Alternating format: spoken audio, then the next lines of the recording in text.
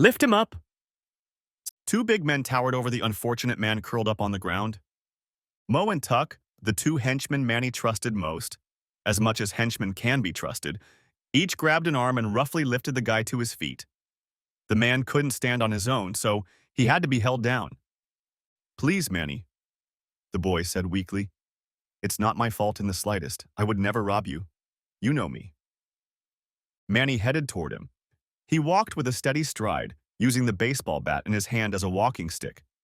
It rang across the concrete floor, echoing off the walls of the empty warehouse. As he approached the guy, he leaned over and stared intently into his eyes. Then his trademark smirk appeared on his lips. In an almost friendly gesture, he patted the man on the cheek. Donnie, he said, as if he was overwhelmed with regret. "Here we are. Four guys who'd rather be anywhere right now. I know I had other plans. Lisa bought that little red license plate, you know. And get this, she took a friend with her." "Shit, what?" Mo exclaimed. The picture almost made him drop the poor guy. "I know, right?" Manny said, patting Mo's shoulder cheerfully. Then, addressing his target as if this was just a friendly conversation, he continued. "I mean, I had no idea she was bi. But between you and me, I think she's just enjoying the realization that she's about to get dumped. You know what I mean?" "Manny, please." "Anyway," Manny said, ignoring the man, "you can imagine why I'm not happy to see you. My guys here probably had other things to do." Nodding his head to the second henchman, he asked, "What about you, Mo? Do you have any plans for today?" "Right." "What?" Trying to hide his irritation, Took said, "My name is Took. It's that Mo over there." "Never mind." Damn henchman. He just killed his setup. What did it matter what their names were? For the money he was paying them, he should have named them Godzilla and King Kong. Turning again to the man in the center, aka Donnie, he said, "You've been working with me for, what, 3 years? I got you when my man Rick ended up behind bars. I thought you had what it took to run shit. That's what you told me. What exactly did you say?" "Manny." "That's right. You said I'd never regret giving you a chance. But since you got behind the wheel, I've regretted nothing. So far, 4 of my couriers have been robbed. Whoever did it somehow knew the exact time and route. You said you'd handle it, and I let you do it. But now..." Manny stretched out his arms and turned around as if visualizing the space around him. In doing so, he let the bat dangle between his fingers. "Look, I know I screwed up. I know you did it, Manny. But I can fix it. Give me a couple of weeks, and I promise you that." "You know, I've known Rick for a while now." Manny interrupted him again, as if he was about to say something not important enough to listen to. "He's been like a brother to me. Ever since his father died, we were very close. He was the only person I could trust. Rick knew how to get his way. When he was my right-hand man, I never had any problems like that. I never, not once, walked into an empty warehouse. If someone was stupid enough to make an attempt on me, well, let's just say Rick made sure to teach them a good lesson. And believe me, when he was done, there were only honor students left in his class." 3 of the 4 men in the room laughed at that, as if they were a group of guys just talking nonstop. The only one not laughing was the one who was seconds away from losing control of his bodily functions. Manny said quietly, "But for some reason you just can't follow through, Donnie. My name is losing respect. People start to think I'm weak, that they can take what's mine. I can't let that happen." Manny, please," exclaimed Donnie with a desperate plea. Manny took a few steps backward. Abruptly switching gears, he asked carelessly, "Do you like that shirt?" "What?" Swiping the bat off his neck, he stretched out his arms and struck a pose. "My shirt, the one I'm wearing. You like it?" Embarrassed, Donnie said, Yes, I guess." Manny nodded in agreement, then said, "Me too.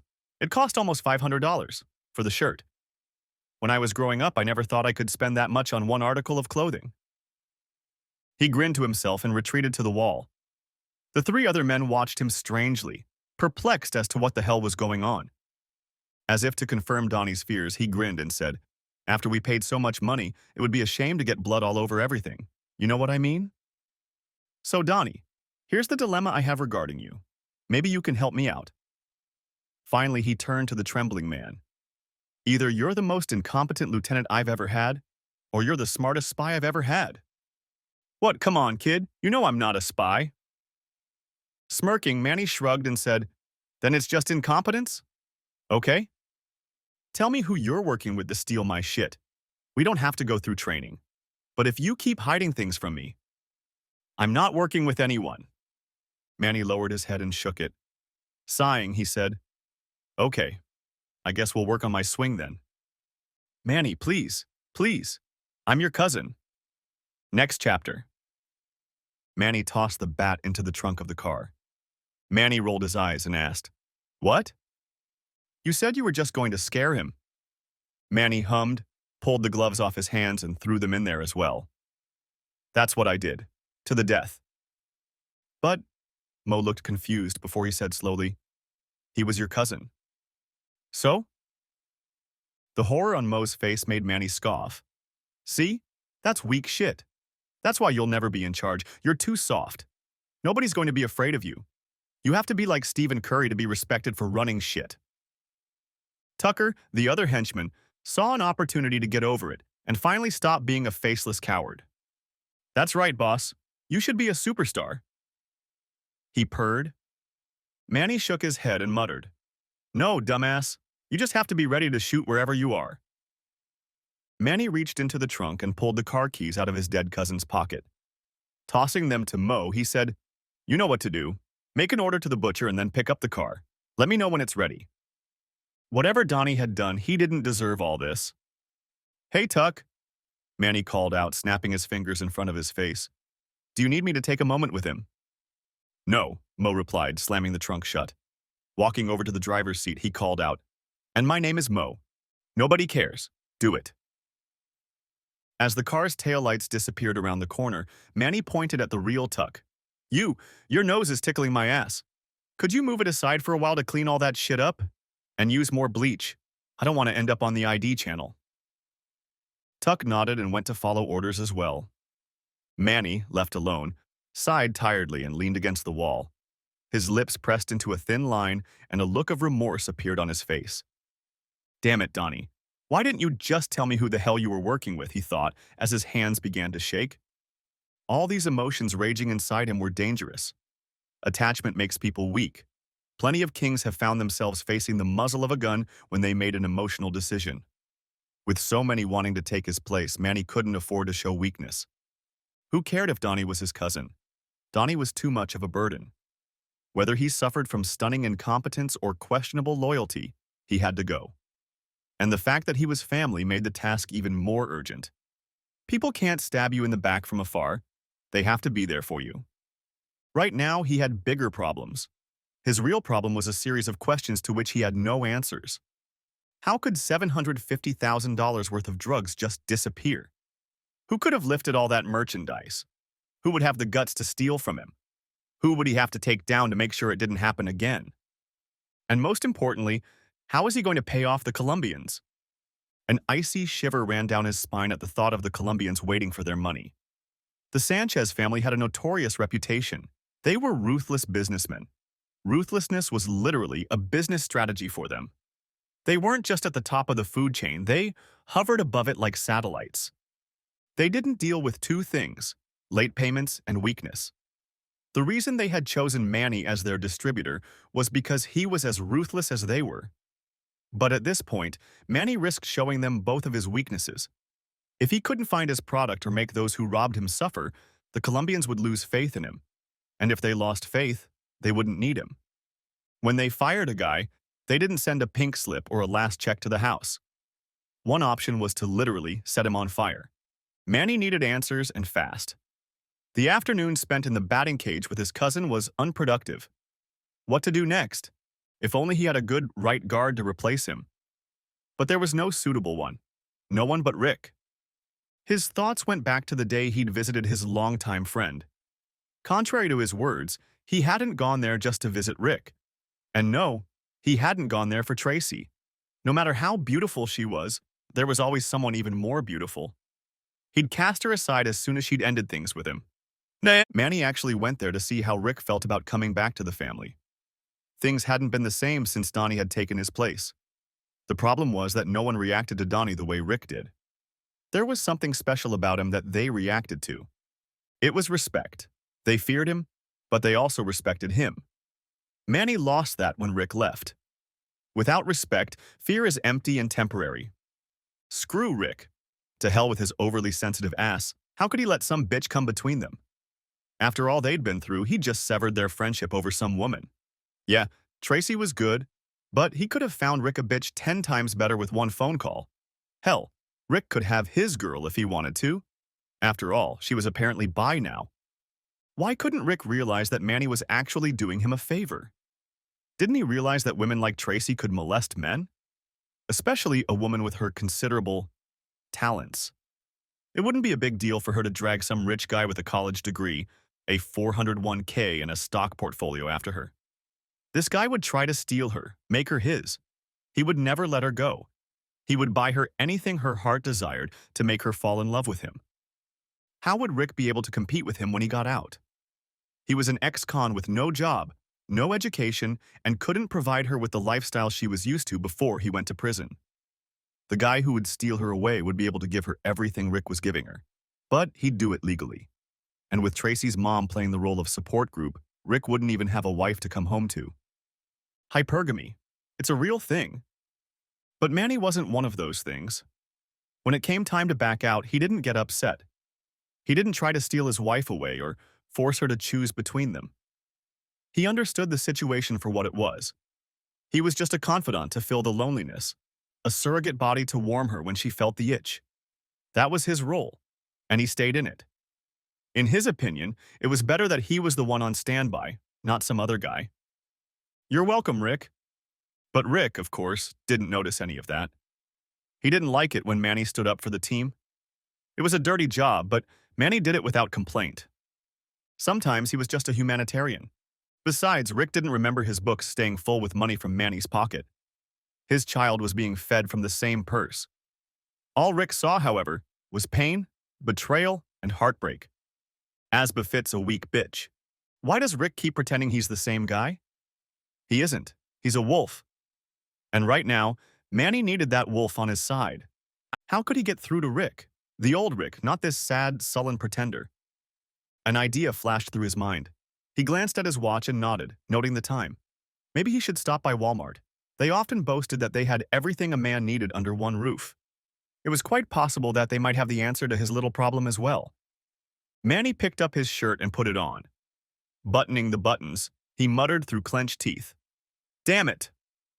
he exclaimed once again.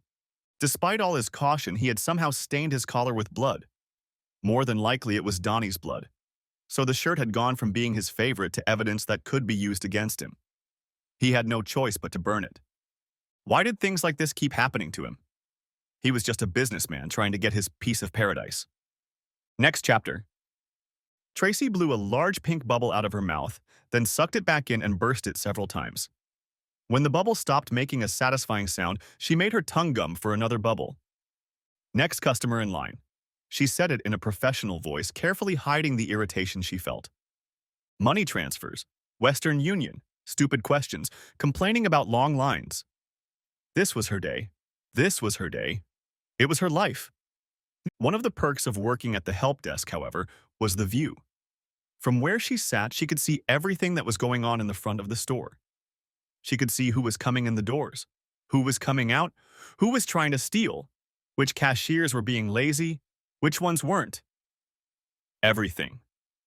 So when she looked up, she gasped in surprise and horror as Manchester freaking Childs walked into the store. You could practically hear the sharp gasp as all eyes, devoid of the Y chromosome, turned to the entrance. The lust factor in the room intensified as Manny entered the auditorium with the confidence of a red carpet celebrity. His appearance couldn't have been more grandiose as he moved in slow motion to the music. He hadn't come for shopping. Tracy realized this as soon as his eyes, covered by Ray-Ban glasses, turned in her direction. Without pretending he had any other motive for coming to Walmart, he walked straight to her table, leaving a trail of pheromone cologne behind him. "I'm next," he said to the guy standing with his girlfriend at the front of the line. The guy looked like he was ready to object, but Manny looked him straight in the eye and said, "Brother, don't let this cost you 1,000 hospital bills." Was saving face in front of his girlfriend worth the smoke that would follow? The man looked between Manny and his girlfriend as if trying to solve a riddle. He didn't yet know that he had already lost. Because of his indecision, she was losing respect for him with every passing second. He finally resigned himself to defeat and lowered his eyes to the ground. The world is full of weaklings, Manny thought. Then he looked at the girl curiously. When her eyes met his, he winked and nodded at her. She smiled back. When Tracy got free, he didn't even wait to be invited. He just walked up to her with a cheeky grin on his face. "Hi, Trace. Is there anything I can help you with, sir?" Tracy said, in her normal voice, as if she was no different from the 6 people he had just spoken rudely in front of. "Yes, in fact, you can help me in many ways. Take a break so we can talk." Still not paying attention to him, she asked, "Do you need to send money, receive money, or get a money order?" He smirked again. He looked you in the eye as he spoke, as if every word out of his mouth was a challenge. It demanded respect and attention. Leaning his elbows on the counter, he said, "Oh, I definitely need to get money, but not at Western Union." Tracy sighed loudly, no longer trying to hide her irritation. No longer pretending to be professional, she said, "Manny, I'm at work. You're holding up the line. What do you need?" He cast an indifferent glance over his shoulder at the angry men behind him, then returned his attention to Tracy. "You're not listening. I've already told you what I need. I want you to take a break so we can talk." Tracy leaned toward him and, gritting her teeth, hissed in an angry whisper, "We're not talking anymore. We're done." Raising a hand to stop what was about to come out of her mouth, he said seriously, "Relax. That's not why I'm here. I need to talk to you." The humor returned to his voice as he added, "Well, you understand. In other words, besides you telling me how big my—" "Sylvia!" shouted Tracy, interrupting him. "I'm on a 15-minute break. Can you fill in for me until I get back?" Sylvia's eyes darted between her and the suave guy who wasn't her husband. A slight condemnation read in them, but she still replied, "Sure, girl." Tracy angrily walked around the table, past Manny and out of the store. She didn't even bother to check to see if he was keeping up with her. On the way out, Manny unlocked his cell phone and handed it to the girl in line. Completely ignoring the guy next to her, he said, "Put your number on there. I'll be back for it." With those words, he swept past her furious boyfriend as if the guy didn't matter. When he met Tracy on the street, he found that she wasn't so easily ignored. She rushed over to him and screamed, "What the hell, Manny? What do you want me to get divorced?" Manny grinned, shaking his head. "I take it Rick is still pouting at us." No, on us, Manny. There's you, and then there's me. We're 2 people who shouldn't have gotten involved." With a knowing smirk, he said, "You're not mad because you slept with me. You're mad that your husband found out about it." Tracy pushed him hard with both hands into his chest, but he barely moved. "Yes, I am angry. I'm angry about all of this. I'm pissed that my life is in the shitter and you think it's some kind of joke. I thought you were supposed to be my friend." The cocky grin left Manny's face for the first time. It was replaced by a genuinely contrite expression and a nod that confirmed her words. Truth be told, he liked Tracy. He liked spending time with her. She made him laugh, really laugh, which was rare for him. And having a girl like that was one of the many things Manny envied Rick for, though he would never admit it. He could always find a prettier girl, no doubt about it. But finding one he trusted the way Rick trusted Tracy? Never. "My bad, Trace, you're right. I was being a jackass. I'm sorry you're going through a rough time." There wasn't a hint of sarcasm in his voice, so maybe he was even being serious. But with Manny, you never know. Tracy crossed her arms over her chest and looked away. "If he finds out you're coming to my work, it'll be even harder for me. He barely notices me as it is." Then, turning to him, she asked curiously, "Why are you here?" "I need your help with Rick. You need to make him forget about this." Narrowed, skeptical eyes looked at Manny. "Why are you suddenly so concerned about his emotional state? You haven't even tried to call and apologize since you 2 fought." "I was trying to give him space. You know how he is." Tracy hummed and nodded understandingly. If anyone knew how stubborn Rick was, it was her. Feeling like he'd caught her on the hook, Manny gave her an innocent Oscar-winning look and added, "I just miss my friend, that's all." "Yeah, but I miss him too." She said this with sad eyes fixed on the ground. Feeling encouraged by the direction the conversation was taking, Manny asked, "Isn't there anything you can do to soften him up? I know for a fact that you have certain skills that make it impossible for him to get mad at you." With those words, he went too far. Tracy looked at him with a shocked look and pushed him again. "You can't talk to me like that, or look at me the way you do." That's probably what triggered his first suspicions. "How do I look at you?" "Like a child looks at candy." Manny couldn't help himself and licked his lips. He couldn't help himself. Her comparison to candy made him wonder what she tasted like. And what she tasted like was sweet. Pointing a finger at him, she said, "See? That look right there." Manny groaned, but raised his hands in a sign of surrender. "Okay, okay, you're right. I'll have to work on it." "Ned!" She crossed her arms again and looked at him incredulously. She didn't believe the whole "I miss my friend" nonsense. He was up to something. "Maybe you should give Rick and I some privacy. Hopefully he and I can find a way to work through this. If that happens, after a while he'll be able to forgive you too." Manny frowned. This schedule seemed awfully long to him. He didn't have time to wait for Rick. He needed answers, now. "I understand you, Trace, really, I do. But this isn't working for me. I need you to work on your man a little faster. I can't get him to forgive me, let alone you." He lowered his voice and said, "Sure you can." He tried to appear nonchalant, but there was an urgency in his eyes and voice that made Tracy uncomfortable. He wasn't suggesting, he was ordering. The only thing that brought Manny out of his playful, arrogant demeanor was money. And when Manny didn't get money, he became very, very dangerous. He didn't need his friend Rick. He needed Rick the killer. The chill that ran down her spine made her wince, and all the hairs on the back of her neck stood up. She'd seen Manny bullying before, but it had always been directed at someone else.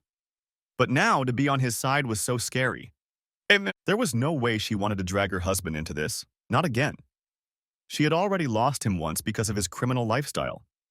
Last time, she had just sat back and enjoyed the illicit fruits he bore. But now that she knew how much those expensive gifts really cost, she wanted nothing to do with it. She'd rather die penniless than lose Rick again. She had to get Manny out of here. "Okay," she lied in a thin voice. "If I can get him to finally talk to me, I'll find out what he has on you." "Thanks, Trace, I appreciate it." She tried to pull away, but he grabbed her arm and pulled her to him. His grip was firm, almost to the point of pain. Looking carefully into her worried eyes, he said, "I believe in you. I know you can do this if you really want to. Don't disappoint me." And today, she wrenched her hand away and headed back to the store with a quick step. Gloomy thoughts began to creep into his head, but he pushed them away. He could feel the walls of time closing in around him. For the sake of all of them, Tracy had to be able to reason with her man. If she couldn't, Manny would have to take a more creative approach. As much as he wanted to use these tactics on his girlfriend, he no longer had a choice. Just as he was about to head to his car, the girl he had given his phone number to appeared through the sliding doors. He had completely forgotten about her. Giving her his most charming smile, he said, "There you are, pretty girl. I thought I was going to have to run after you to get my phone back." Holding out her phone to him, she cast an expressive look at him.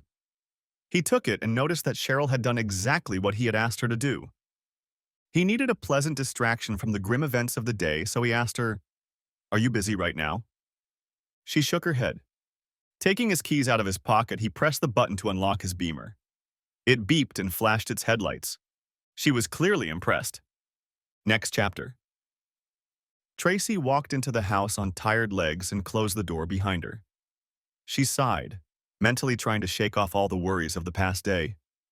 You'd think she was just tired after work, but she was dealing with an entirely different problem. She stopped when her gaze fell on her husband, who was sitting on the couch. He was sitting with Anya. They were both hunched over. That wasn't remarkable in itself. What was remarkable was what they were both doing. He was reading Anya's frozen book to her. She was finally letting him touch her most prized possession. He was now officially part of the family. He was a daddy. Tracy felt like crying. Why couldn't she savor this moment? Why did she have to ruin it like this? Upon seeing her mom, Anya instantly flew off her father's lap. Her little feet rushed across the floor towards her mother.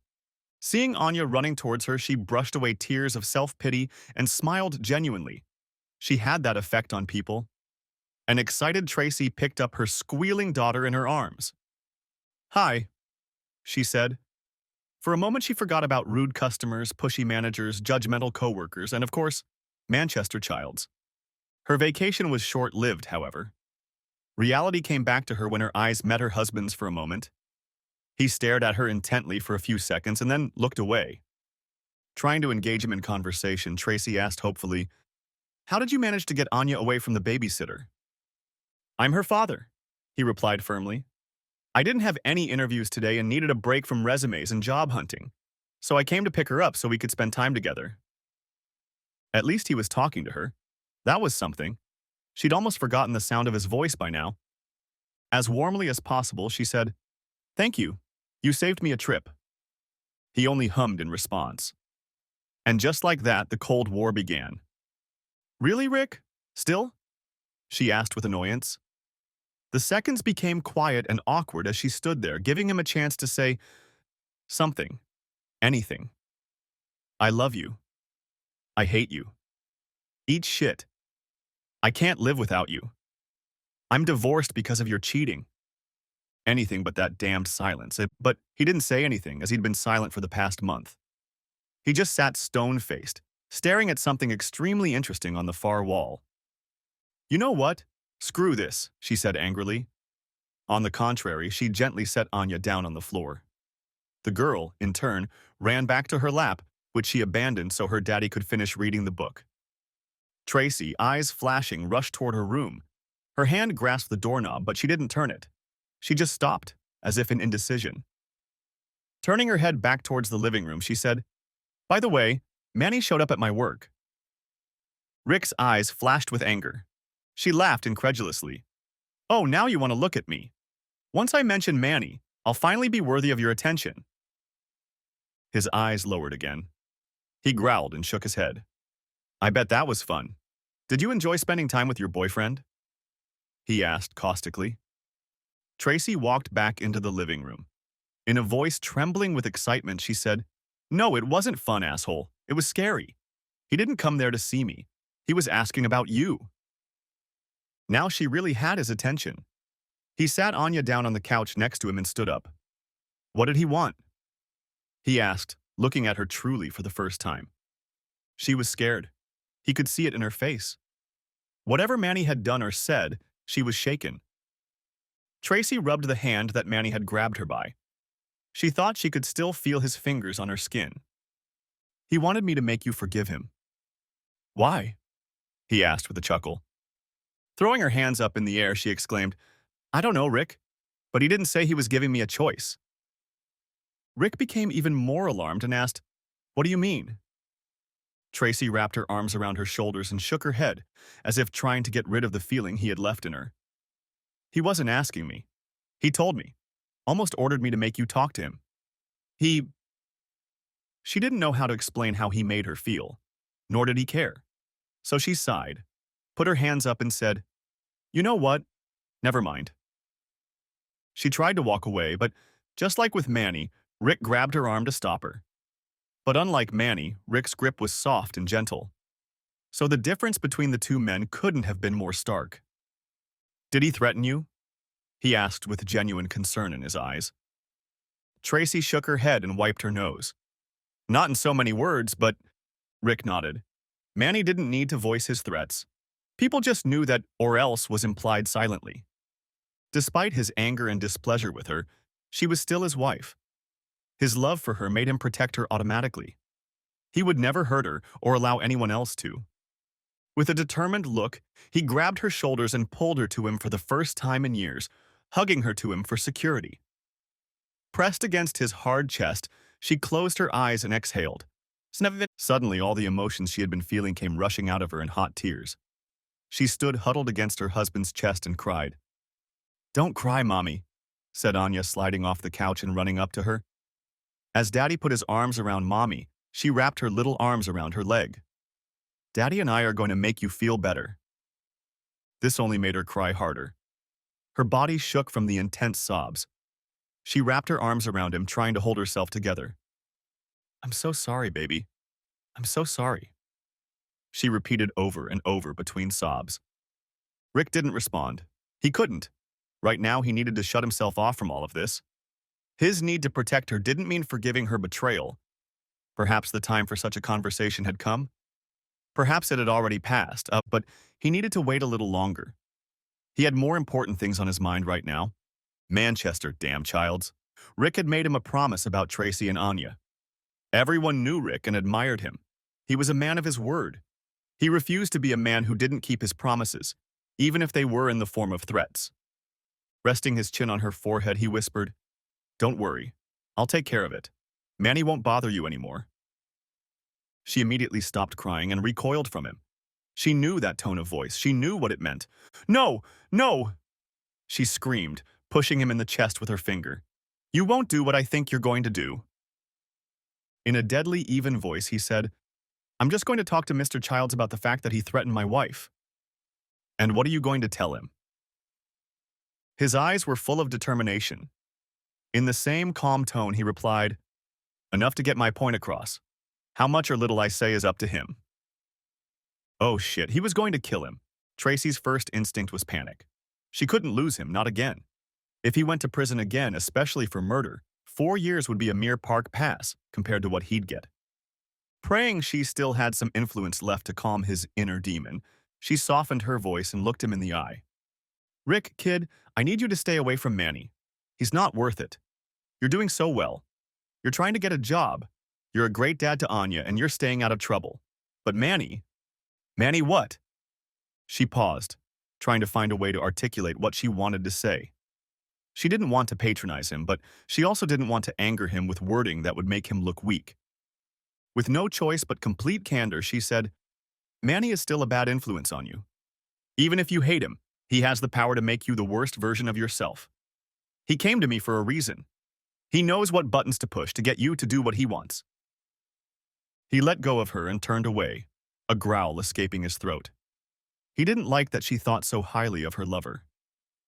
"He's not smarter than me, if that's what you're implying." "I'm not smarter," she said quickly. "But you're out of your mind when it comes to him. He'll use it against you." They were interrupted by Martha's presence. She too had just returned from work. Sensing the temperature in the room, she turned to her granddaughter. "Anya, baby, let's go to the store for ice cream." Are there any other words more musical to the ears of a 5-year-old? As Martha put on her coat, Tracy looked her mother in the eye. Unspoken gratitude flashed between them. Out loud, Martha said, "Looks like the store on the next street over is out of ice cream, and I'll have to drive across town. We might be delayed." Without waiting for an answer, she took her granddaughter's hand and led her out the door. For the first time in forever, Rick and Tracy were alone. "Rick, please promise me that..." "You seduced Manny," he interrupted abruptly. That was it. From the surprise, Tracy felt as if she'd been whipped with a whip, and she was stunned into silence. "What?" Rick didn't feel like talking about it now, but he couldn't put it off any longer. The questions that had been burning inside him were starting to come out like vomit. He took a step closer to her. It wasn't threatening or intimidating, just purposeful. As he moved closer, she saw the irreparable pain in his sparkling eyes. The pain was so deep that she almost lost herself in it.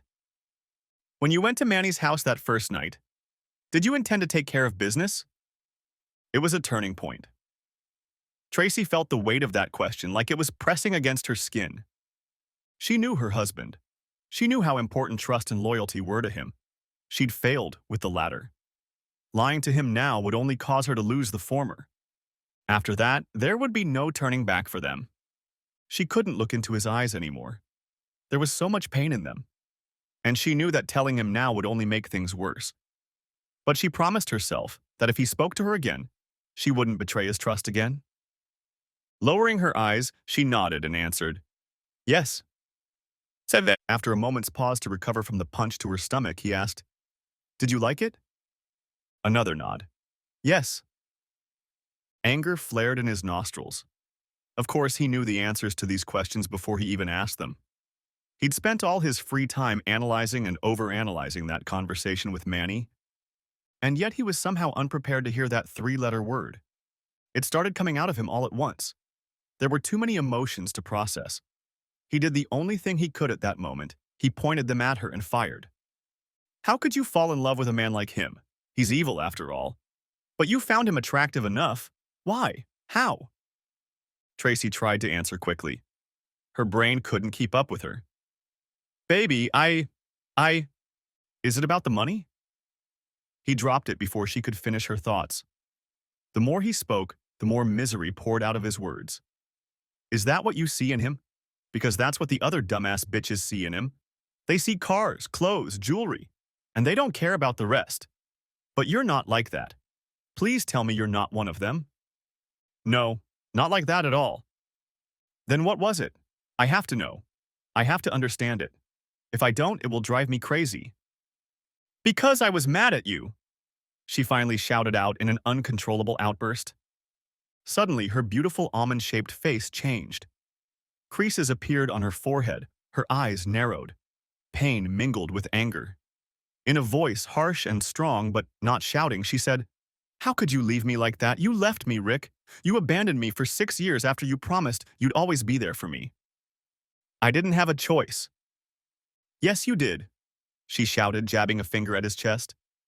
Surprised by her outburst, he took a defensive step back. But she wouldn't let him do so. The space between them that he had created immediately closed. Gripped by rage and pain, she declared, "You can't play the victim by abandoning me. Don't you dare. You weren't kidnapped, Rick. You were arrested. You were handcuffed, thrown into a police car, and taken away for crimes you committed. You were convicted in court for the crimes you committed. You were sentenced to 6 years for the crimes you committed. So don't stand there and tell me you had no choice." Rick's mouth didn't work this time, and not willingly. He fell silent, realizing he had no justification for her words. His silence only encouraged her. She was just getting started. "Do you know what it's like to watch them take everything from me? The house, the cars, the clothes, everything. I was left with nothing and no one. But I'm still left with you because my world ends where you begin. After all this, after all that shit, you had a second chance to come back to me and Anya. All you had to do was tell them the truth about Manny. I could live without money and a house, but not without you. I needed you. So what did you do?" She threw her hands up in the air and shook her head. "You decided to leave us unprotected, knowing how long they tried to take you away from us so you could protect him." The weight of suppressed pain came over her.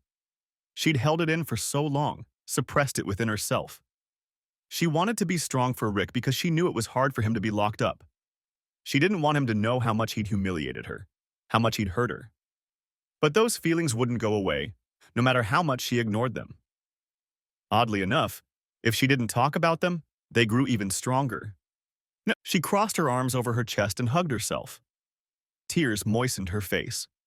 All she could do was look away and try to pull herself together. Rick wanted to object. He wanted to at least say something.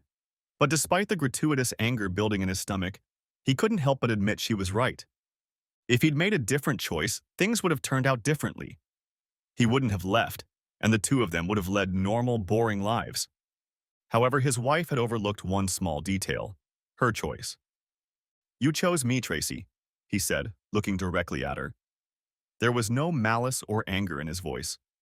He said with honest determination, "I've never, not once, lied to you. I told you exactly who I am. The expensive gifts I bought for you, you knew where the money came from. All the times I left you in the middle of the night and came back with bloody clothes to burn, you never once asked me about it because you knew. You were with me of your own free will, knowing what you knew. Just as I chose to do what I went to jail for, you chose to be with a man who could have gone to jail. So no, you can't play the victim either." Tracy seemed to prepare to object, but her mouth slammed shut. Deja vu flashed through her mind. This was exactly what her mother had said over and over again. Only now did she feel her mother actually speaking. None of them were victims, at least not without blame.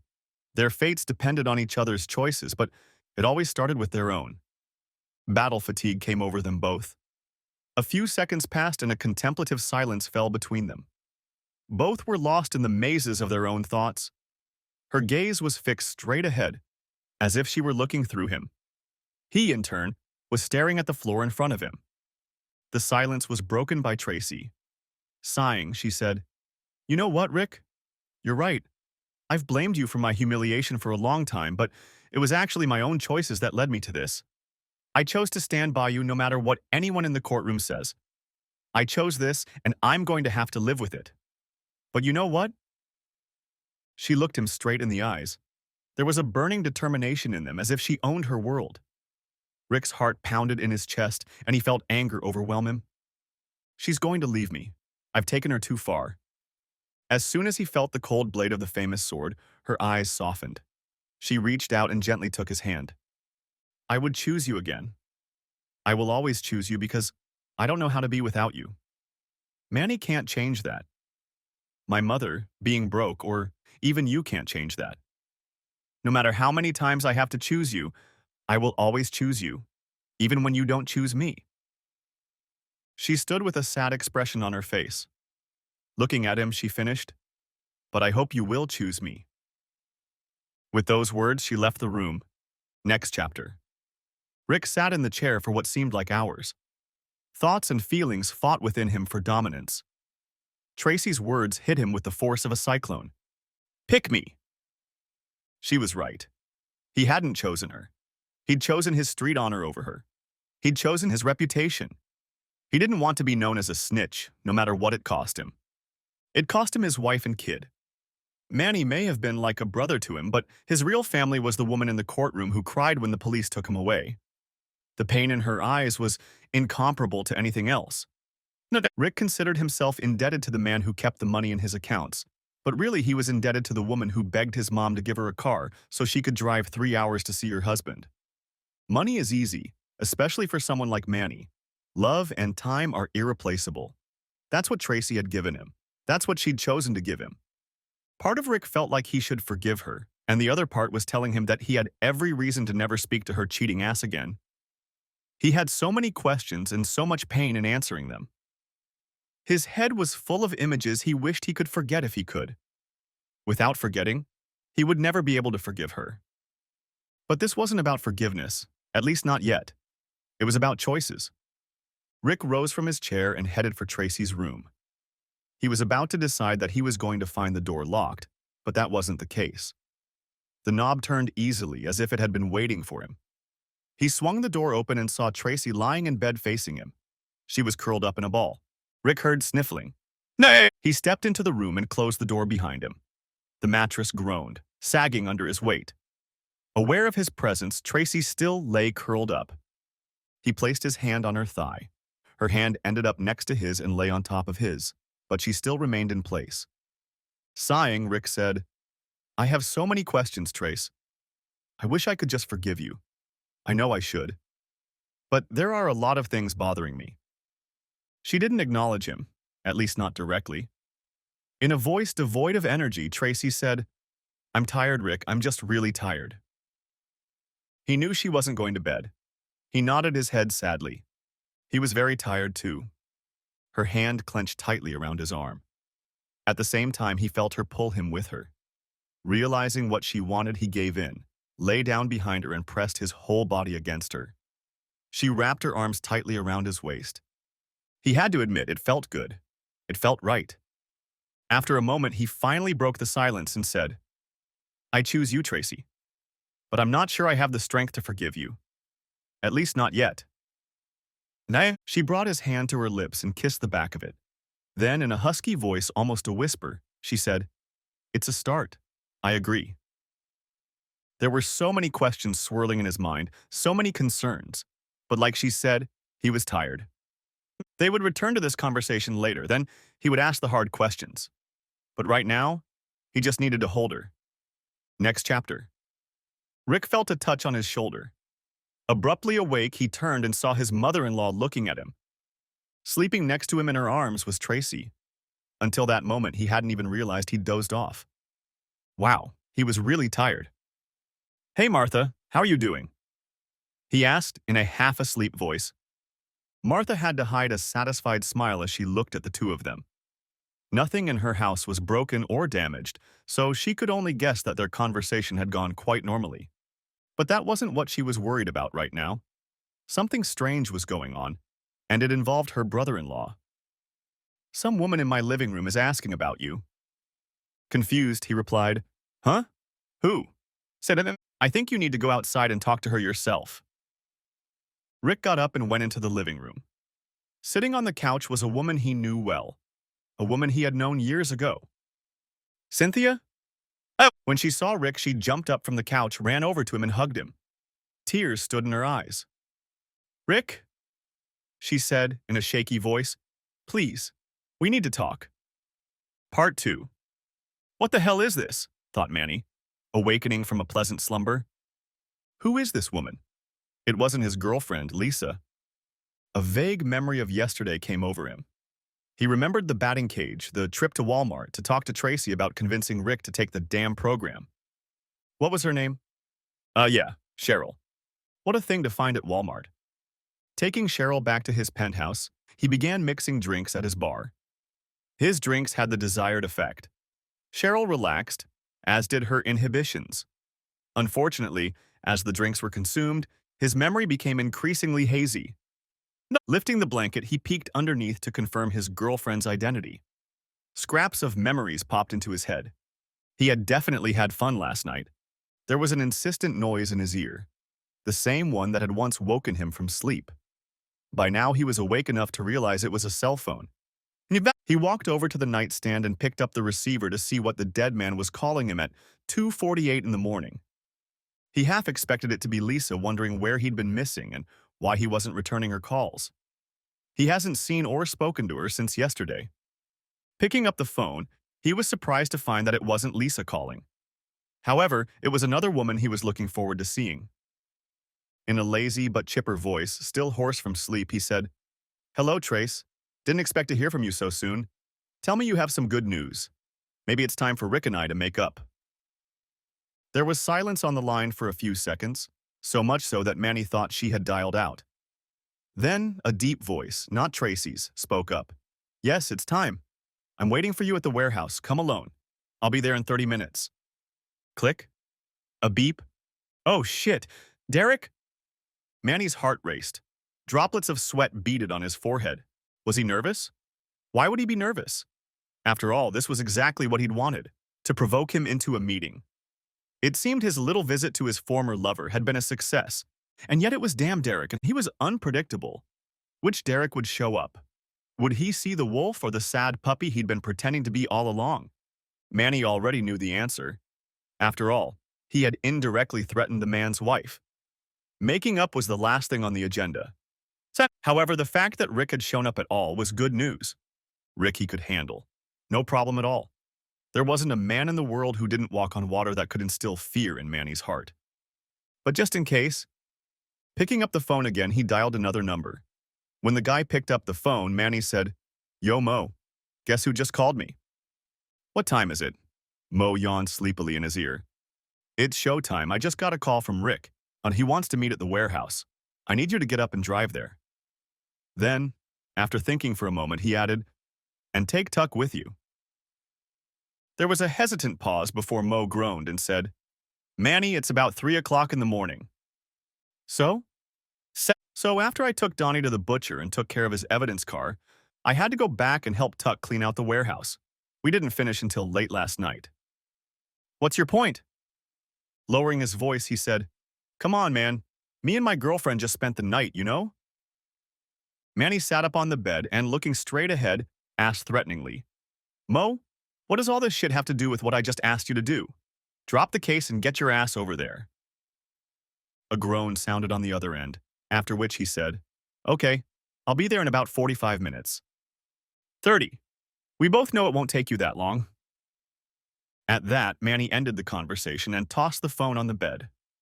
Irrational irritation swept over him, leaving a foul taste in his mouth. Damn henchman. Maybe it was time to weed out the entire staff and start over.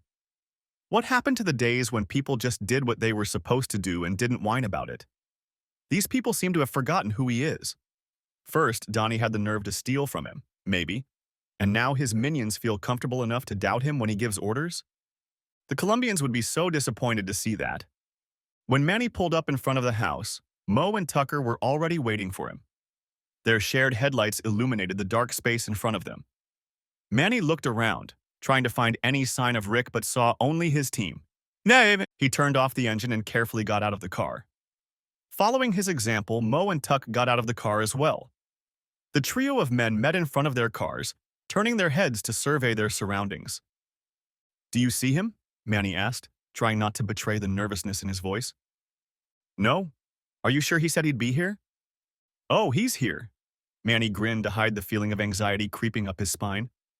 Then, in a cocky voice loud enough to cause an echo, he shouted, Are you here, Ricky? Silence ensued. Only the crickets answered him. Manny dropped his hand to his waist and strained his hearing, hoping to hear a response. He didn't know what game Rick was up to, but it would be a shame to make Tracy a widow tonight. The silence was interrupted when a voice came from behind them. Yeah, I'm here. Turning around, they saw Rick step out of the shadows and walk calmly toward them. Manny cast Rick a glance around, looking for signs of some sort of deception. In a half-joking manner, he asked, What the hell is this? You're Batman now. Ignoring Manny's attempt at a joke, Rick said, I see you didn't come alone like I asked. Apparently you needed some emotional support from the cheerleading squad. Then, tilting his head and smirking, he asked, Are you afraid of me, Manny? Manny pretended not to notice the look Mo threw at him. Instead, he chuckled lightheartedly, as if his heart wasn't like the legs of a horse hitting the ground at full gallop. His hand gripped the pistol on his belt even tighter. Don't flatter yourself. That fearless demeanor works on everyone else, but not on Rick. He noticed Manny's hand, the slight tremor in his voice, and the way he adjusted to Rick's movements to ensure a controlled distance between them. Rick was making him nervous, and both guys knew it. Good. Right? Rick hummed unconvincingly, walking past them towards the warehouse. Turning his back to them, he asked caustically, And they were with you when all your shit got stolen? That stopped all three men. They looked at each other with questions in their eyes and then looked at Rick. How did he know about this? Manny's eyes narrowed suspiciously. After a few seconds, his hand was no longer on his belt, nor was the gun. It had been retrieved from its hiding place and displayed directly in front of him. The barrel was aimed directly at the back of Rick's head, and his finger was clenched. Before Manny could begin his interrogation, Rick calmly turned to face the nozzle, as if he expected to see it. No, I didn't steal your product. He answered the unspoken question with a tinge of impassioned irritation. He said it as if it was silly to even think about it. Manny studied him for a moment, but the only thing he saw was an impassive poker face. As if to wave him and the gun away, Rick turned back toward the warehouse. He stood at the door, utterly bored, waiting for one of them to open it. How do you know about this? Manny asked, still not lowering his scope. He looked at Mo, however, and with a nod of his head, he pointed at the door for him to open it. If he was going to stuff Rick's lying ass with some hot shit, he'd prefer it be inside where he could control the sound of gunfire. The door opened and the trio stepped inside before Manny locked them in. Only now he relaxed a little, though his gun was still aimed at the target. Rick was in his house. This was his world. Here he was a god. He decided who lived and who died. For Rick, entering the warehouse was akin to going back in time. It had been years since he'd seen it. He felt as if he had entered the school during a high school reunion. A flurry of old memories mixed with what had been added since he'd last seen it. Rick looked around nostalgically. Manny cleared his throat impatiently to bring him out of his reverie. Answer my question, brother, he ordered, his fingers dancing over the trigger. Rick finally looked up at him, chuckled lightly and said, Everybody knows you got mugged, dumbass. You can't keep something like that quiet. The streets are talking. Then, with a knowing smirk, he asked, Do the Colombians already know about it? Manny didn't answer, but he didn't need to. It was a rhetorical question anyway. The two of them knew how it all worked. The Sanchez family had so many eyes and ears on the streets that they could be considered omnipotent. Time, at least in Manny's case, was borrowed from an evil loan shark. The desperation in Manny's demeanor was obvious, even underneath all the bravado. Rick cast a glance at his poor minions. They stood, trying to look cool and intimidating. He remembered Took and Mo. Before he'd been behind bars, they'd been a couple of small-time thugs robbing 7 to 11s and liquor stores. How they'd gotten into Manny's personal squad remained a mystery. Figuring it out wasn't that hard, though. They were big, scary-looking, but most importantly, dumb as hell. They were so dumb that they didn't even have the brains to be scared that they were totally screwed.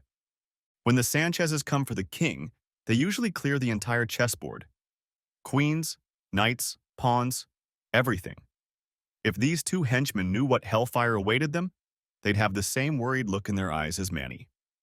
Rick asked carelessly, "Where's Donnie?" Both henchmen looked at Manny with an uh-oh expression. Rick looked around the room and cast a curious glance that turned to disbelief when his question was answered almost by itself. "Holy shit, you gotta be kidding me!" he exclaimed. "Tell me you didn't do something as stupid and dirty as killing your own cousin." The guilty silence made him pinch himself sharply on the bridge of his nose and sigh. Of course he'd killed Donnie. As Lieutenant Manny, he'd be the logical scapegoat. And we all know that scapegoats are the first to be sacrificed for the greater good. At least say you're absolutely sure he's the one who robbed you. Tell me he gave you valuable information about where you can find your stuff.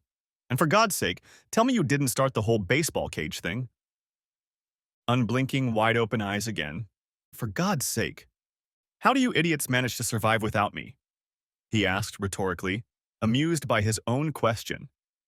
Manny needed to shut Rick up. Spurgeon and Scarecrow looked like they were ready to sing like a teenage pop group, and these know-it-alls were on fire. For a guy who had no interest in returning to the game, he definitely possessed a lot of profound knowledge. Narrowing his eyes, Manny said, "Unbutton your shirt." That only made Rick chuckle. "What, you think I'm wearing a wire?" By this time, Mo and Tuck were beginning to realize what was going on. Looking at them with heavy, wary eyes, they too drew their guns and pointed them in Rick's direction. Without the slightest hint of a smile, Manny repeated, "Open up." The tension in the room was building. It was getting stronger by the second. One movement of a finger, a cough, or even a sneeze could cause the direction of this night to take a deadly turn. Rick cast a hurt look at all three of them for a moment. "I'm not a snitch. You of all people know that." Manny's only movement was a small smirk and an unconvincing hum. His aim remained true, as did the aims of his minions. Rather than let it annoy him, he decided to have a little fun with them. He comically removed his shirt like he was on stage at a club.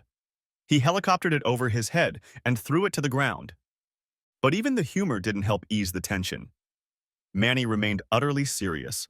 There was pure venom on his face now. If need be, he was ready to end his second life in 2 days. With a nod of his head, he ordered his minions, "Pet him!" They holstered their weapons and cautiously approached Rick. The man didn't even resist. He just spread his arms and stood looking at Manny while they searched him. When they were done, Tucker said, "He's clean." Shaking his head, Rick asked wryly, "Does that turn you on? Are you sure you don't want to get the full brunt of it?" Finally, Manny lowered the gun. However, his paranoia wasn't ready to put it away. He just held it in his hand. Out loud, however, he asked, "So did you come all this way to see the old hangout spot, or do you really need something?" Rick snorted angrily. With an angry look on his face, he admitted, "I actually wanted to punch you for that little stunt you pulled with my wife yesterday. But you didn't come alone like I asked, so—" Finally, Manny smiled and chuckled. It was the first sentence Rick had ever said that he actually believed. "Well, don't let Tuck and Mo stop you," he said invitingly. "And they're not stopping me," Rick replied, oblivious to their presence. "In fact, it was Tracy who talked me out of it.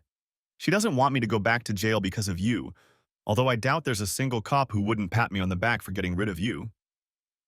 Manny couldn't help but feel a rush of nostalgia. Frankly, he missed the man. Rick's arrogance in thinking that 3 men with guns couldn't stop him from doing what he wanted was so comical it was impressive. Manny put the gun away with an amused expression on his face. At that, he said, "You'd be surprised. Half of them either work for me or are regulars." Rick could only shake his head in disgust. "Are there any good cops?" "I'm sure there are, but he's probably sitting in Narnia somewhere riding a unicorn and chasing a leprechaun." They both laughed, for the first time since it had become clear that Tracy was a disgusting case. For a moment, Rick almost forgot that he hated the man. In that brief exchange, the friend he remembered appeared. Manny was like music. His fun, charismatic, and laid-back personality could get stuck in your head even if you didn't want it to. You could hate him to the core and yet hum his tune for hours. Rick frowned and looked at Manny. Quite sincerely and openly, Rick said, I need to cut you out of my life forever. What do you mean? I mean that you've been my best friend, Manny. Honestly, I don't think anyone other than Tracy will ever be as close to me as you are. Manny nodded in agreement. He felt the same way. But, with a sigh of regret, Rick continued, you don't realize how toxic you are to those around you. Look how you treat the guys who let you get close. You entertained my wife when I was locked up. You threatened her to get her to do what you wanted. You even destroyed Donnie. Truth be told, brother, you're not a very nice man. Few things could pierce Manny's Teflon skin. He didn't care about his feelings or the feelings of others. Emotions were annoying little things that made men weak, and weakness the enemy. However, from Rick's mouth, that shit sounded hurtful. More than it should have. Manny's mouth curved again in an evil grin. Turning to the other two in the room, Manny said, watch this, boys. We're in for some entertainment tonight. Pastor Derek Morrison is here to teach us how to be better men. The other two chuckled. Picking up on the joke, Mo asked, boss, isn't that the guy who held up Tommy on the bridge to get information on the new team settling in your territory? Yeah, that's him. Tucker, not holding back, also asked, didn't he put Vinny in the hospital for 2 weeks? I saw him limping the other day. He hasn't been the same since. Nodding his head and grinning, he said, damn, Mo, you're right. He used to do that too. Everyone but Manny noticed that he was still confusing his minions. This time, they just let it pass their ears. There was no point in correcting him. Turning to Rick, Manny grinned and said, come to think of it, Pastor, I don't think you're the one who should be giving us lessons like that. You don't seem to be a very nice person either. Rick laughed in relief and nodded his head. He'd known Manny long enough to not let shit like that hurt him too badly. In a calm voice, he said, I never said I was innocent. I never even said I was a good guy. But at least the people who love me get love back. Yeah. And look what that got you. The fire returned to Rick's eyes, filling them with anger. Manny, of all people, shouldn't have the damn nerve to say things like that. Tell me, what has to happen for you to disappear from my life forever? Rick said, no longer hiding his calm. Well, now we're talking, Manny thought, closing the space between them. The calm and collected Rick was making him nervous. On the other hand, an angry Rick was the one to deal with. In his cold, obliging voice, he said, it's simple. You're going to help me find the men who did this to me, make them suffer, and get the money I owe the Colombians. If you can do that, I'll keep you. Besides, I'll give you enough money to start over. No more dead-end jobs, no more living with your mother-in-law. You and Tracy will be able to live like you used to. All I'll have to do is sell my soul, Rick said, more to himself than to anyone else. Sell my soul? What am I, the devil now? Manny laughed and threw his head back. When did you have time to become such a soft-hearted bitch? Did prison do this to you or Tracy? It's not worth... It was all he could utter. The anger in Rick's eyes flared instantly. He moved so fast that Manny didn't even have time to reach for his gun. Before he knew it, Rick had grabbed him by his shirt and pinned him with his back against the wall. When Manny came to his senses, he managed to snatch the gun. Unfortunately for him, Rick was ready for him. Using his strength, he grabbed Manny's wrist and slammed his hand into the wall behind him. Flaring his nostrils, he growled, if you ever mention my wife again, you will apologize. Do you hear me? A sudden pain exploded in the back of Rick's head, forcing him to let go of Manny, and he collapsed to the ground. Stunned and dazed before he knew it, the thugs were pouncing on him. You better go home, Pastor Rick. This is a grown man's business. You're not a wolf. You're just... Pride. It often ruins a man. Sometimes people make egregious mistakes when everything seemed to be in their hands. Before he could finish that thought, Rick reached out and grabbed him by his shirt. He then pulled back to punch him. Mo practically folded into a lump. That was more than enough to incapacitate him. Rick blocked his path. Reaching into his pocket, he pulled out a small photograph. It was wrinkled and tattered, as if the years had aged it badly. It was a picture of Anya, the same one he had gotten when he was sent to prison. Every time he was in a situation where he thought he was going to lose control of himself, that picture brought him back. It was so beautiful, so pure. She needed her daddy. As if muttering to himself, he repeated, I'm in control. I'm in control. His breathing became more even, and the rage gradually diminished. He closed his eyes and let the remnants of his rage fade away. He continued to ignore Manny, who was still standing in the background, mesmerized by the fans' praise. And then you hit him with an uppercut like, "Get over here." Rick finally opened his eyes, looked at Manny, and coldly inquired, "Will you ever shut up?" Manny stopped triumphant and irritation flashed across his face. Pulling himself together, Rick shook his head and calmly walked around. "Has it gotten to you yet that all this is happening to you because you're such an asshole? You treat everyone around you like shit. Yeah, fear and intimidation might work for a while, but what happens when it's over? Whoever did this to you wasn't afraid of you. Now you're asking for help from another guy you can't intimidate. And since you screwed up and entertained his wife, now you're going to have to bribe him with half of what he helps you get back." Manny's hot head almost left him. He prepared to say something snide but stopped himself. There was a subtle change in Rick's voice. Yes, he was being a total jerk, but that wasn't all. "Is this a negotiation?" Rick only gave a half smile but said nothing. Manny nodded as if to say, "Okay." With a look of deep thought, he said, "Well, I was thinking more like 25%. Rick pretended to ponder that, then said, 75%. 75? What the hell? You can't go any higher than that." Shrugging, Rick replied, "And you can't entertain my wife. Looks like we're both breaking all the rules, huh, Manchester?"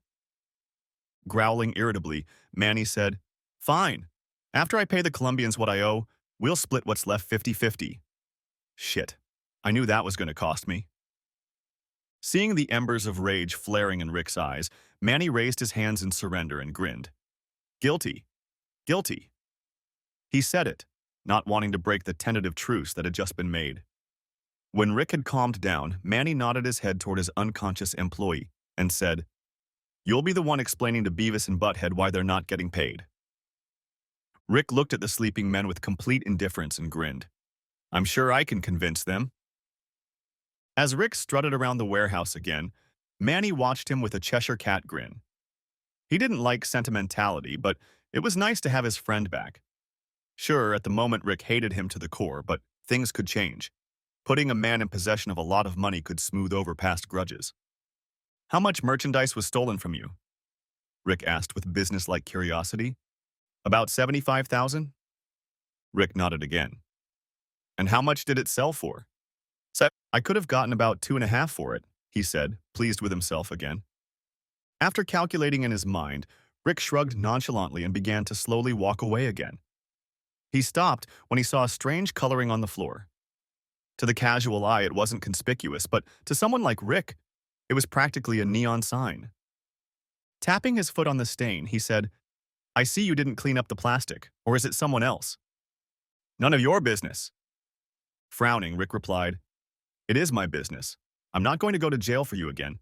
You're dirty and bright. You do stupid things like that." "This," he said, tapping the discolored stain with his foot. "That's blood. As soon as those asshole forensics guys shine a black flashlight on it, it'll turn into evidence. If I'm getting involved in this case, I need to know who it is so we can get ahead of it." Grunting in agreement, he said, "Okay, that's Donnie. But that stain shouldn't be there. I told those two bastards to clean it up." Shaking his head disappointedly, Rick said, "I think you need to change your hiring practices." "Yes, I'll have HR look into the matter." I've been pinching himself on the bridge of his nose. Rick sighed and said, "At least tell me you got rid of the evidence yourself instead of trusting one of those two to do it." "Dude, screw you," spat out a panting Mo, finally waking up from his slumber. He got to his feet, albeit a little wobbly. Rising to his feet, he looked at Rick and said, "You got me. Boss, please let me off this bastard. Please." Manny chuckled and looked him over from head to toe, almost like a referee trying to assess a boxer after a knockout. "Are you sure you want a second round, Rocky?" Mo's self-esteem visibly shook as his boss laughed at him like he was nothing. With anger boiling in his eyes, he practically begged, "Just give me the word, Manny." "Easy, little Tay," Rick said, dismissively waving him away. "Why don't you go upstairs and play while the adults talk?"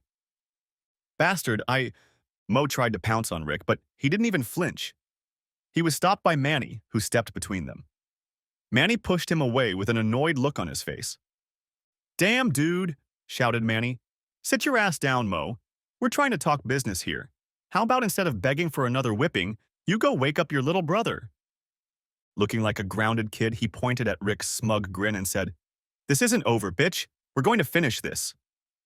It's a date, Rick said, and kissed him. As Mo walked away to his partner, Rick looked at Manny with bored desperation and repeated, Please tell me you got rid of the evidence yourself. With a guilty look, he shook his head. When Rick groaned, Manny felt the need to protect himself and, by extension, his boys. You can relax, he said quickly. The bat is at the bottom of the river in the trunk of Donnie's car. And Donnie? Butcher took care of it. Still looking unconvinced, Rick asked, Is that what you know, or what he told you? By this time, Mo had woken Tuck up. He had been listening the whole time and was getting more and more furious by the second. Intervening in the conversation, he said, In case you haven't noticed, we're getting along just fine without you. The boss drives a Beamer, and I drive a Rover. He lives in a penthouse. What about me? I live in a condo. So does Tuck. You live in your mom's house and take the bus. Manny may think you're shit, but all I see is a wimp living off the reputation of what he used to do. That made Manny look at Rick curiously, as if to ask, And what are you going to do about it? As dumb as Mo was, he made some valid points. Of course, the fact that he made those considerations after he'd been knocked out was just as valid. Rick answered nothing, only smiled. Then, out of the blue, he said, You know what, guys? I think I've had enough. I've got everything I need. Maybe you're right, Mo. Maybe I should just go home, put my feet on the floor, put on some music, and eat asparagus.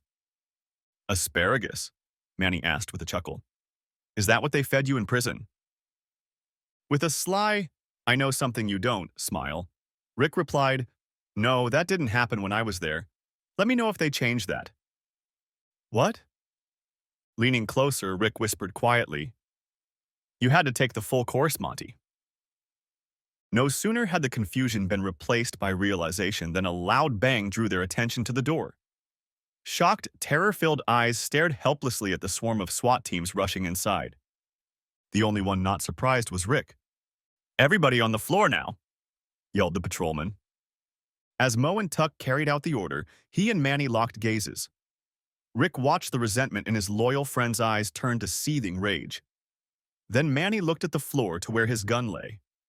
Knowing Manny, Rick realized what was going to happen next before everyone else in the room did. Blaze of glory? Not today. You're not getting off that easy. Before Manny could jump down and draw his gun, Rick rushed past him and tossed him aside. Ruling out the possibility of suicide, the patrolman pounced on Manny, quickly pulling him to the ground. His arms were twisted behind his back and handcuffs snapped on his wrists. A plainclothes detective wearing a bulletproof vest over his shirt emerged from the sea of weapons.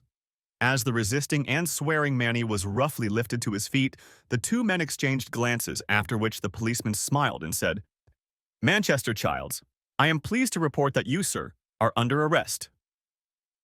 With false bravado, Manny said caustically, That's harassment, pig. Haven't we danced this song and danced before? What do you think you've got on me? The grin of the cat that ate the canary appeared on the detective's face. Well, let's see. First, you admit to getting $750,000 worth of drugs with the intention of selling them for $2.5 million. You know, because you're a wide-open guy. Besides, we have... The detective's smile grew even wider as he looked at the spot where Rick's foot was tapping. Glancing back at Manny, he finished.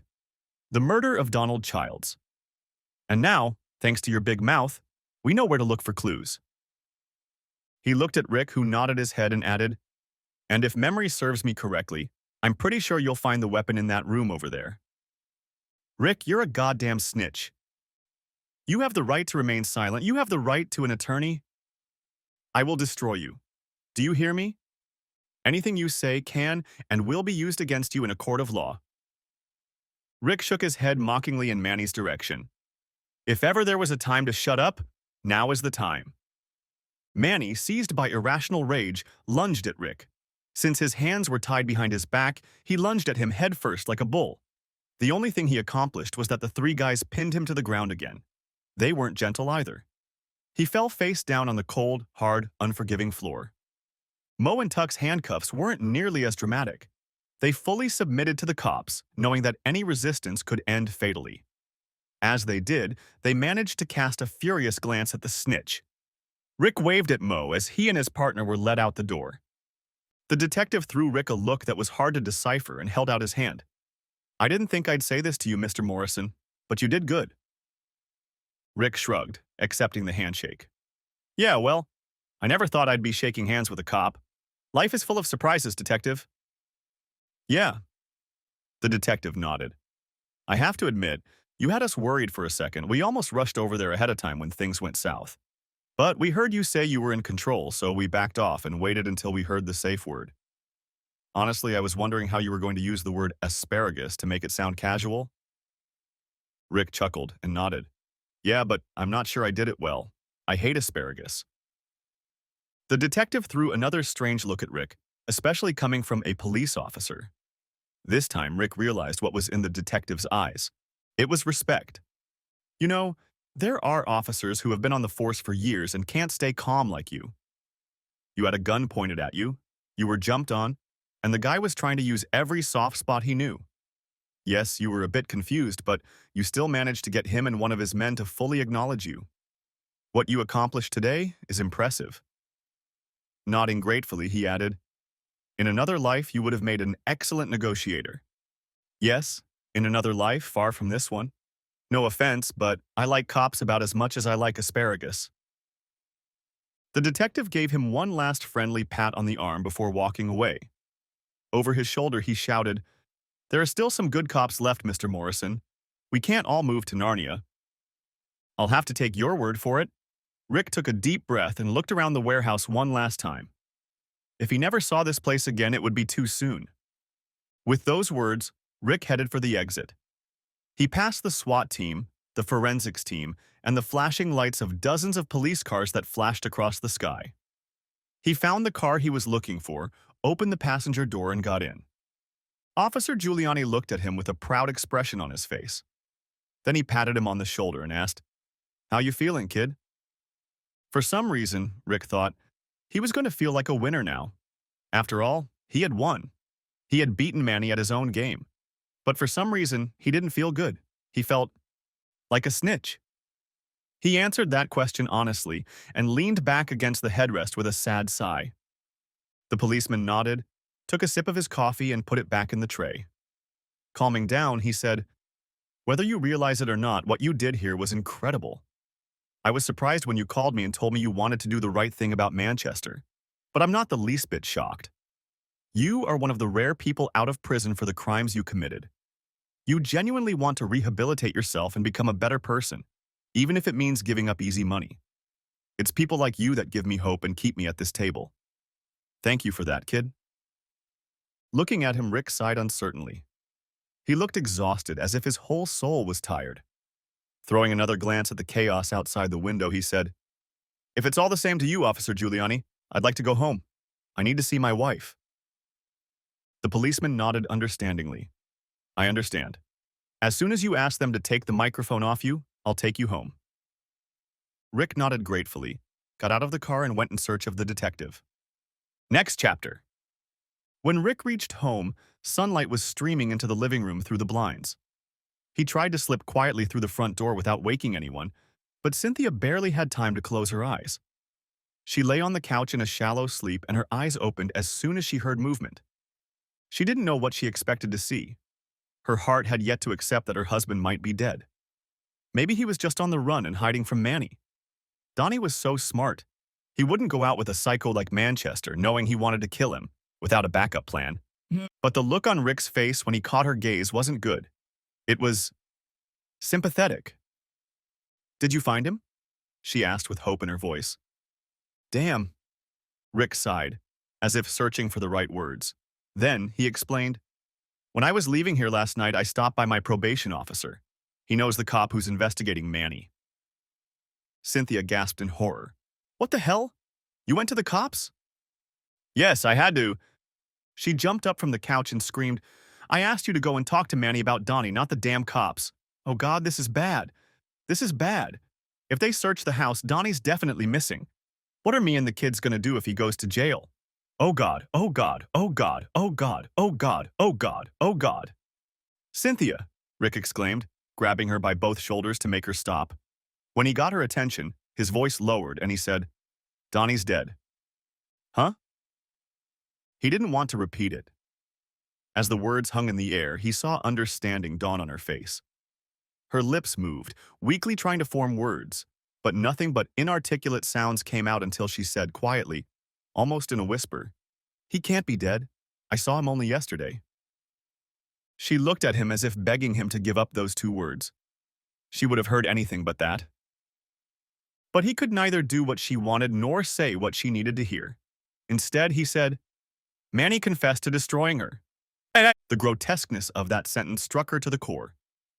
Tears streamed down her face, turning into a mirror of pain and horror. No, no, no, no, no, no, she screamed as her shuddering body began to collapse before her eyes. She collapsed under the weight of her new reality and began to fall to the floor. Fortunately, Rick saw that she was about to fall and quickly wrapped his arms around her and led her over to the couch. Oh my God, she wailed as the widow's song of heartbreak burst from her lips. She sobbed loudly as she snuggled into Rick's chest and beat him with her small fists. He can't be dead. You're lying.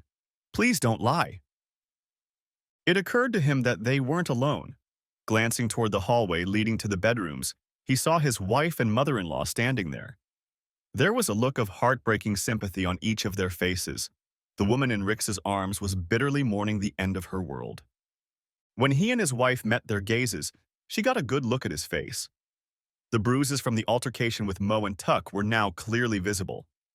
Her worry for the woman evaporated as she now had new worries. Rick? Can I talk to you in the kitchen? Asked Tracy with excessive politeness.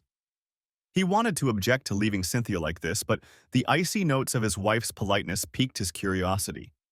So he told Cynthia that he would go into the next room but would be back soon, and met Tracy at the dining room table. How are you? He asked with a note of impatience in his voice. What's up? She repeated, shrugging perplexedly. You're telling me. You took my phone and left last night without saying anything to anyone. And now we find out you went to the police to turn Manny in. Not to mention you look like you've been in a fight. What exactly is going on here? It's a long story. I'm listening. And Rick began to tell her the abridged version. Perhaps he should have softened some of the details because he didn't get very far before he was interrupted. When he got to the sentence about meeting three guys in a warehouse who were carrying wire cleverly disguised as a belt buckle, Tracy freaked out. Wait, what? Tracy shouted. You wore the damn wire to talk to Manny and his goons, and you went in there alone. With Manny? Are you crazy? Rick was somewhat discouraged by her choleric answer. Then he felt insulted by her hypocrisy. Yes, with Manny, the same dangerous criminal you've been having an affair with for God knows how long. Indignation immediately appeared on her face and she replied, So that's why you did it. You risked your damn life to get back at me. Petty revenge? Isn't that why you had fun with him in the first place? Martha, who had quietly entered the kitchen and was sitting off to the side, noticed the conversation was spiraling out of control and losing meaning. With each exchange, they grew louder and louder, descending lower and lower down the rabbit hole of drama. No doubt their grief-stricken guest in the living room had already heard every word. Will you both stop? She called out sharply, causing the couple to instantly stop bickering and turn toward her. Stepping closer and lowering her voice, she said, This poor woman just found out that her husband was beaten, and you two are sitting here arguing about it. This is not the time, place, or way to discuss it. This is about her right now, not this soap opera you two are making. Do you understand me? Like scolded siblings, they both lowered their heads.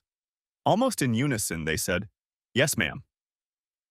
She sighed, as if enjoying the silence, and said, Good. Then, turning her attention to her son-in-law, she continued, That woman needs to go to the police. No doubt they will be looking for her with a lot of questions. It would be best if she got ahead of them and had someone by her side. I know you've had a rather, adventurous night, but we can't let her do this alone. That's why I think the two of us should go with her to the station. Nodding at her wisdom, Rick said, I was just thinking the same thing. She stroked his unshaven cheek affectionately, as if rewarding him for being smart and agreeing with her.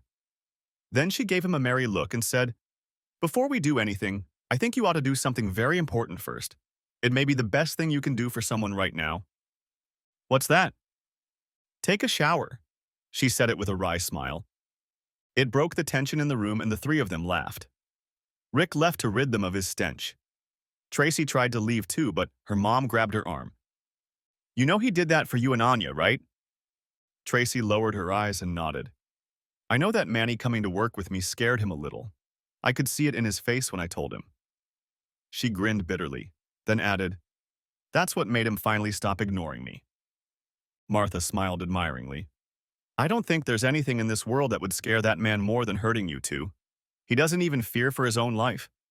He risked it because Manny became a danger to you, and he'd gladly do it again. But that's what scares me, Ma. He could have died tonight. I can't lose him again. I won't survive it. Tracy became so agitated that she broke into sobs. Martha pulled her daughter to her and hugged her tightly. She lovingly stroked Tracy's head and said, in a comforting whisper, It's time for you two to learn to communicate.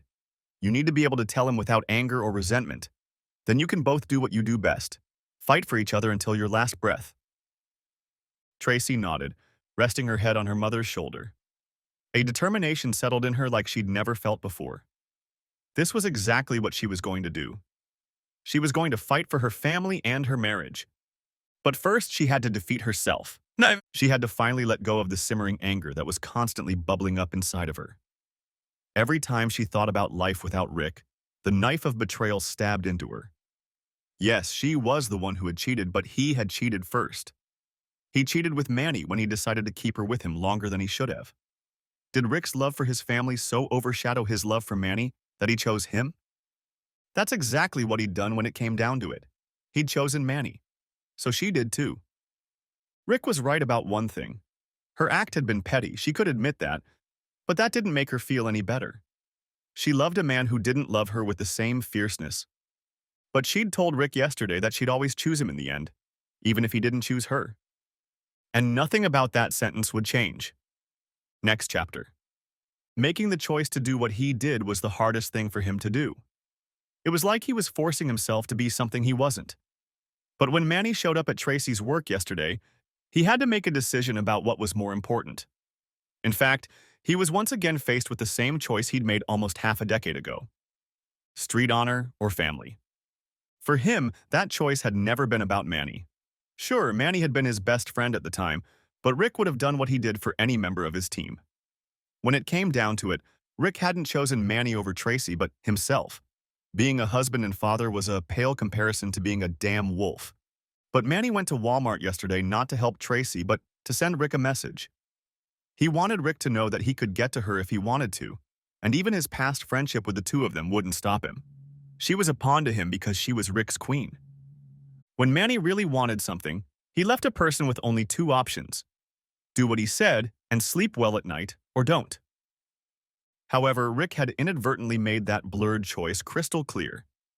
Now all that was left to ask was who would respond to Manny's not-so-subtle chess move, the husband or the wolf? The Rick of yesteryear would have behaved like a thug in this situation. He would have grabbed a gun, shoved it in the mouth of one of Manny's little buddies, and made them mutter where to find him. He would then break into his house and wait for him to come home. Manny would find Rick sitting on the couch drinking his best wine with an evil grin on his face and a gun in his lap. It would end in a spectacular shootout with one of two outcomes. Both would mean that this time he was gone from the family for good. But the Derek who stood here now was never the same. This Derek had always chosen Tracy and would never willingly leave her. That was the only honor worth swearing to. Next chapter. After lunch, Rick and Martha traveled with Cynthia to the police station. By this time, Mo had already been questioned at length about the taped statements about the butcher. The cops had managed to track down the store, arrest the people who worked there, and find Donnie's body. Or rather, parts of Donnie's body. He had been chopped up into several pieces, packed up, and was going to be taken to various places for disposal. That's how Manny disposed of his bodies. This was the target of Casey's Fine Meats, aka the butcher store. It was one of his many fronts.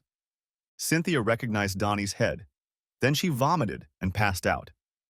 Killing and destroying Donnie wasn't the only thing Mo confessed to. As soon as he was seated in a dingy, monotone interrogation room with a two-way mirror, he began warming up his vocal cords Whitney Houston style. And I will always love you. Turns out he and Tuck weren't as dumb as they'd been made out to be. They were the ones who stole Manny's merchandise. They were tired of working for him, tired of being constantly put down and feeling like they were next on deck in the batting cage. They did it in the hope that the Sanchez family would get rid of their problem and maybe see them as something more than a hired force. But what Mo regretted the most was Donnie's death. He knew the blame would be placed on Donnie, and it was perfect for his plans.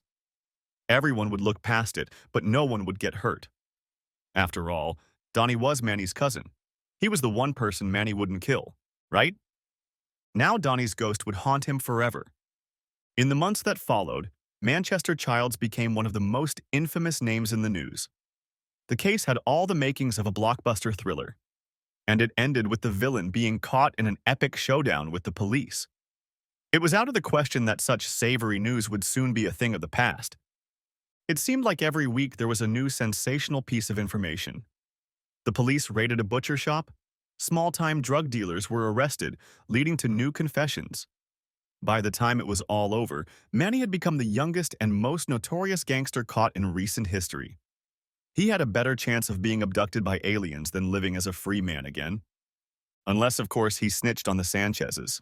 Rick was glad the cops kept their word and didn't mention him. He wasn't hungry for fame and just wanted to keep his head down and not get involved in sensationalism. Besides, where he came from, being a snitch wasn't considered heroic. Even against someone as famous as Manny was, people still disapproved of him. Naturally, there were whispers about his involvement, but no one said a word to his face. Corrected or not, he was still Rick. Besides, his reputation made most people overlook it. He'd already done time for Manny. What would make him snitch on the investigation? It was probably a good thing Manny kept Tracy's amusement quiet. There weren't many people who'd take that little thing with a smile. All Rick had left to do was live his life, serve his parole, and become a normal citizen like everyone else. Yeah, that's true. Easier said than done. Rick may have helped get a criminal off the streets and gotten praise from the police, but the downside of not knowing that was that in the eyes of the business world, he was still an ex-convict. Places that hired ex-convicts didn't do it out of the goodness of their hearts. They hired them because they were disposable. The pay was minimal, and no one cared if they were treated fairly. He could be a free man, but the shackles of prison still gripped his wrists tightly. His past haunted him from job to job, employer to employer. Martha worked with Rick, trying to help him become less threatening in the workplace. The intimidation that helped him on the streets had the opposite effect at work. The two of them worked on softening his demeanor, speaking eloquently, and controlling his temper. He tried to incorporate all these lessons into his life, hoping that one day someone would see him as someone who was trying to be a better person. But we all know that life doesn't add up so neatly. Like the stink of a skunk, nothing he did spared him from a criminal record. Imagine listening to your short, middle-aged, out-of-shape employer belittle you in front of everyone because it feels good to be able to poke fun at the big guy? Or the hopeless feeling of being blamed every time something goes missing?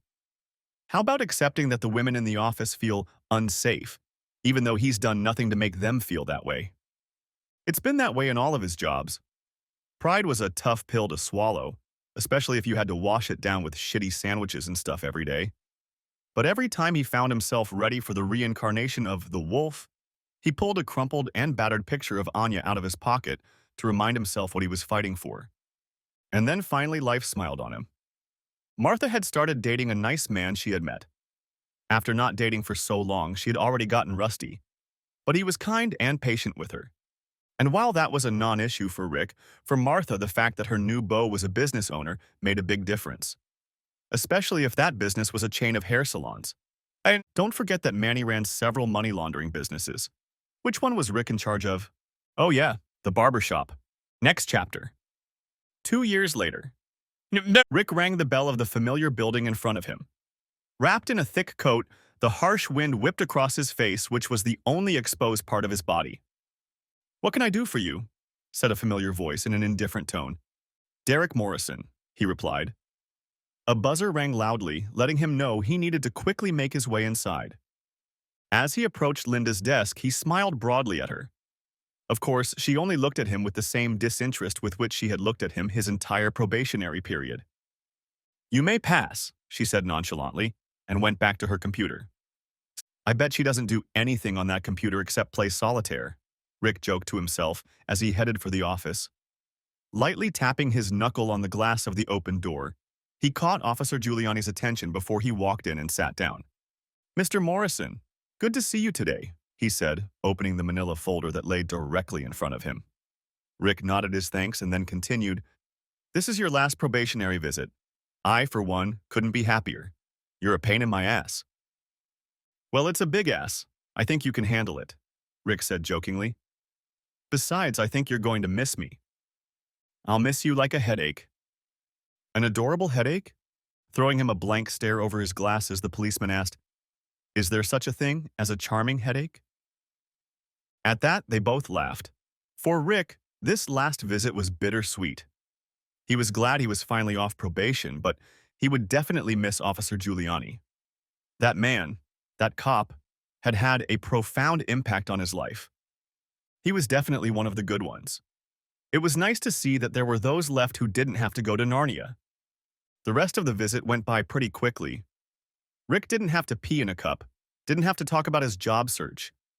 He liked working at the barber shop. He got along with his coworkers, he had regular customers, and he made decent money. Now he and Tracy had their own apartment downtown and even a new car. Things were finally looking up. When Officer Giuliani took him outside for a cold weather smoke break, he said, "By the way, congratulations on the birth of your child. I know I'm probably 7 months late. Do you know what you're having?" Glowing with pride, Rick replied, "Anya is having a baby brother. His name is Noah." "Noah?" Officer Giuliani repeated and nodded, running that name through his head. "I like it. Really biblical." "Yes, that's why I chose it." Noah was the man who survived the flood that wiped out everyone else. He chose his family and listened to the voice that told him to do right by the world around him. Smiling proudly and shaking Rick's hand, Officer Giuliani said, "I'm glad he did that." When the two men parted for the last time, each was left with the realization of the profound impact the other had on their lives. There are people who come into your life for a season and people who stay for a lifetime. But even the shortest relationships can have lasting effects. Next chapter. Rick brushed the snow off his feet onto the mat before turning the key and unlocking the front door. He didn't feel like listening to Tracy's words about spreading snow on the mat. He smiled to himself as he repeated the thought. His front door, where he lived in his apartment with his family, it sounded nice. "Dad." That's what greeted him inside as the tiny imp rushed toward him. Picking her up in his arms, he tickled her belly. "You're getting too big for Daddy to pick you up. What does Mommy feed you?" "Hot dogs," she squeaked, trying to break free of his fingers. Tracy walked over to him, holding onto her bulging belly. Her swollen bare feet made almost no sound as she stepped on the carpet. She stood on her toes and kissed him, then looked disapprovingly at his shoes. "I knocked all the snow off them," he excused himself, already realizing where this was going. She replied with a disgruntled look. "They're still wet, Rick. That's why I'm telling you to take them off outside before you walk across my carpet." Okay. He gave in. Setting his daughter on the floor, he took off his shoes and carried them to the hall closet. Then he turned to his wife and with an exaggeratedly open hand motion, as if to ask, "Satisfied?" She only rolled her eyes irritably. Rick could only stare at his wife in amazement. How could a woman be so beautiful? Perhaps he was biased. After all, she was pregnant with his second child. But if he had to cast his vote for the most beautiful woman ever born into the world, she wouldn't be there. Shortly afterward, dinner was served. The family sat down at the table and Tracy looked over each of them. Everything was perfect. This moment was exactly what she dreamed of every night when Rick was locked up. She didn't need money and cars to be happy. Everything she could ever dream of was sitting right here at this table, stuffing their mouths with spaghetti. Despite this, gloomy thoughts filled her, crowding out the happy ones. She couldn't shake the feeling of remorse. This was something she had almost lost, something she deserved to lose. What would her life be like if Rick hadn't forgiven her? What if he had just walked away? Or worse? She didn't even notice the tears flowing. It wasn't until Rick raised a concerned look at her that she realized how much misery was written all over her face. Trace, what's wrong? Trying to gather her thoughts, she tried to speak, but the words wouldn't come. I... I just... What, baby? The sob that had been waiting to come out for so long came out. Rick rose from his seat and squatted down beside her. As he soothingly stroked her back, she was finally able to say, I'm just so... happy.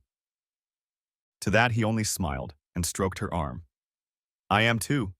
I know I was against marriage counseling at first, but I'm so glad your mom insisted on it. I'm starting to believe she's our guardian angel. Oh my God, Tracy said, bursting into a burst of hearty laughter. Please don't ever tell her that. She already thinks she knows everything. He gently kissed her salty, tear-soaked lips. I love you. I love you too, Rick. At the table, Anya must have felt left out. Smearing spaghetti sauce on her mouth, she threw her hands up in the air and asked, Who loves me? Both parents looked playfully at each other for a moment, then rushed over to her. She squealed and giggled with delight as each parent took her cheek and gave her a loud, boisterous kiss. Breaking news. The body of Manchester Childs, a notorious gangster who led an underground drug trafficking ring for nearly a decade, was found this morning. His trial lasted nearly 9 months until he suddenly changed his plea from not guilty to guilty. Insiders say he struck a deal with the district attorney because he was willing to provide evidence against his supplier in exchange for a lighter sentence. No one saw or heard from Mr. Childs for nearly a year. He was believed to be under police protection. Investigators have not said whether they suspect police involvement in his death. However, they did not rule out the possibility. Records show Childs' empire brought in between $3 million and $4 million a week. He left behind no next of kin. The investigation is ongoing. We'll let you know when more information becomes available. The end. If you missed the first part of this video, you can find the link in the comments or in the description. Thanks for watching. Hope you enjoyed it. Subscribe to my channel and watch for the next video.